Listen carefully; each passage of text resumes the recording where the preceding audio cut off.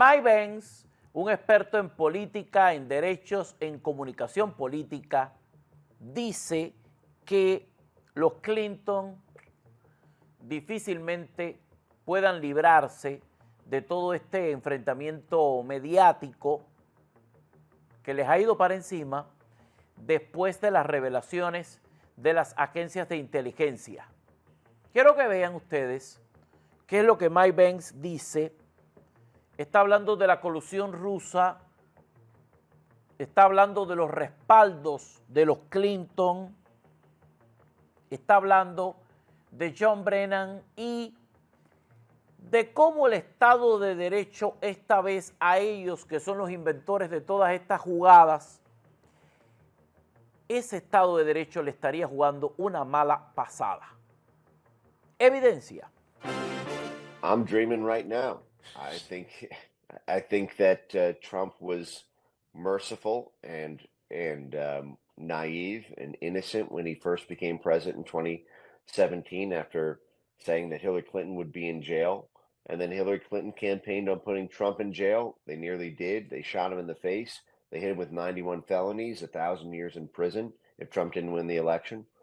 And now, you know, they're dead to rights here. Hillary Clinton clearly approved this plan to falsify information in order to portray Donald Trump as being backed by Russia, and then conspired with the head of the Central Intelligence Agency, the head of the FBI, potentially the former president of the United States himself. I don't think you're going to have riots in the streets if John Brennan and Hillary Clinton are arrested. I think that Hillary Clinton is not exactly a beloved figure on the left.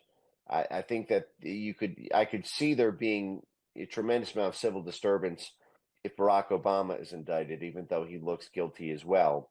Yeah. But I think that, and then you also don't also has immunity. He also has immunity. Hillary doesn't. Right, but I think that you don't even need.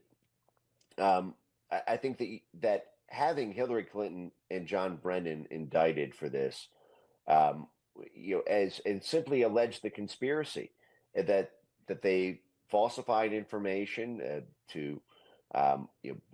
conducted fraud to falsify intelligence in order to run this gambit. And then their only defense is that they really believe their own BS. I mean, that's the only defense that they would have. You have an agreement and an affirmative act in furtherance. So you have the two necessary legal components in order to bring the indictment. Their only defense is that, well, we really believe that Russia, it wasn't, we didn't know it to be, even though it was false, we didn't know it to be false at the time. And I think that's belied by several things. We have the circumstantial evidence around intent from these emails in the classified annex, the emails in John Brennan's handwritten notes. But they didn't. This was the magic behind the Trump prosecution. They never had a intent for Trump to commit crimes, but they charged him anyway. This Justice Department has, if that's rule of law, then it has to be brought against Hillary Clinton and John Brennan too. Exacto. James Comer estuvo hablando sobre este mismo tema. Atención, James Comer ya habla de las citaciones a los Clinton. Dice James Comer que le han pedido que se presenten en el mes de octubre. Ya les dieron fechas específicas. James Comer, del Comité de Supervisión de la Cámara de Representantes, lo ha estado explicando del siguiente modo. Evidencia. We've asked them to come in October. We've given them specific dates. What makes these subpoenas special and historical is that they came as a result of a bipartisan vote. The Democrats made a motion, like we knew they would, to subpoena the Epstein documents, which Republicans support. Scott Perry from Pennsylvania amended that motion to include subpoenas for both Bill and Hillary Clinton, as well as 6 former attorneys generals, and the Democrats voted for it. Now they're scared and trying to say they didn't vote for it, but they did. It's on record. record, and that helps us in court. If the Clintons try to fight this subpoena, which we presume they will, this subpoena came as a result of a bipartisan vote, which has never happened before in the House Oversight Committee. So we're looking forward to hearing from the Clintons. The American people want to know what went on Epstein Island. We know Clinton went there many times. We just want to ask Bill Clinton what he saw when he was there, and who all was involved. Well, I mean, look, there's a lot of information to be gained from an interview under oath with Hillary and Bill Clinton, that's for sure. Would you also get into Russia collusion? Well, we would like to ask about that. I'm sure their lawyers are going to be negotiating the terms. The subpoena was issued a few days before the Russia collusion story really broke. But certainly we're going to ask as many questions as we can ask. This is an opportunity to get the Clintons under oath, which people have been trying to do for a long time. So hopefully we'll be able to do that, and we'll get answers to a lot of questions that the American people have. So you say that they're going to be fighting this. You think this is going to go through the courts? I would be shocked if it did not go to the courts. But again, one thing that stands out is this bipartisan vote. We've never had that. I've been chairman of the House Oversight Committee for a year and a half, Maria, and I've never lost a subpoena battle. This is the toughest battle that we're going to face is getting the Clintons in here. But again, that bipartisan vote, and I want to thank the Democrats on the House Oversight Committee for voting for that subpoena.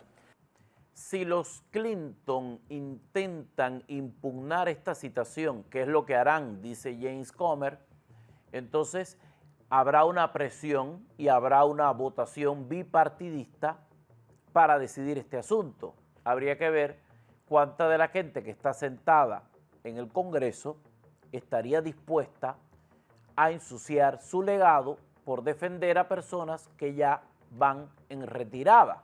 Concretamente, esto es lo que habría que ver. ¿Qué más dice James Comer? Evidencia. Well, it looks like a very small inner circle of no-name unelected bureaucrats. They had a tight reign over Joe Biden. They didn't allow a lot of cabinet secretaries like Pete Buttigieg to have access to Joe Biden. They certainly didn't allow the White House press corps to have access to Joe Biden.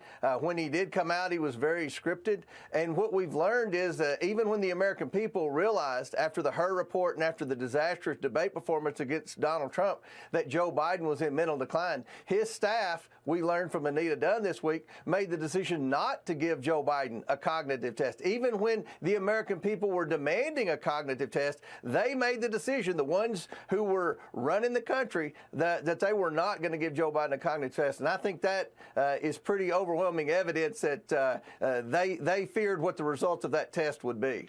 So what do you think you will find out about who was running the country? I mean, after the Robert Hur interview was released, just a day or so later, we learned that Joe Biden had prostate cancer. But, you know, I've got the Kevin O'Connor medical report in front of me right now. There's no mention of any mental decline. There's no mention of any prostate cancer. Why suddenly do we learn this after the Robert Hur tapes were released?